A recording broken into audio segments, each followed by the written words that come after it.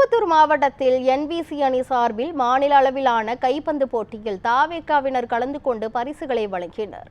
திருப்பத்தூர் மாவட்டம் வாணியம்பாடியில் உள்ள நேதாஜி நகர் வடக்கு பகுதியில் NBC அணி சார்பில் மாநில அளவிலான கைப்பந்து போட்டிகள் நடைபெற்றது. இதில் சிறப்பு அழைப்பாளர்களாக தமிழக வெற்றிக் கழகத்தை சேர்ந்த வழக்கறிஞர் சையத் புர்ஹானுதீன், சரவணகுமார் ஆகியோர் கலந்து கொண்டு போட்டியை விளையாடி தொடங்கி வைத்தனர்.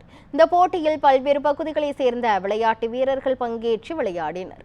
மேலும் இந்த கைப்பந்து போட்டியில் வெற்றி பெற்ற வீரர்களுக்கு தமிழக வெற்றிக் கழகத்தை சேர்ந்த வழக்கறிஞர் சையத் புர்ஹானுதீன் சார்பில் முதல் பரிசாக 20,000 ரூபாயும், சரவணகுமார் சார்பில் இரண்டாவது பரிசாக 15,000 ரூபாயும், ஆன்ஸ்ராஜ் மற்றும் விஜய் ஆகியோர் சார்பில் மூன்றாம் பரிசாக 10,000 ரூபாயும், வெங்கடேசன் சார்பில் நான்காம் பரிசாக 8,000 ரூபாய் என தமிழக வெற்றிக் கழகத்தினர் சார்பில் 7 பரிசுகள் வழங்கப்பட்டது.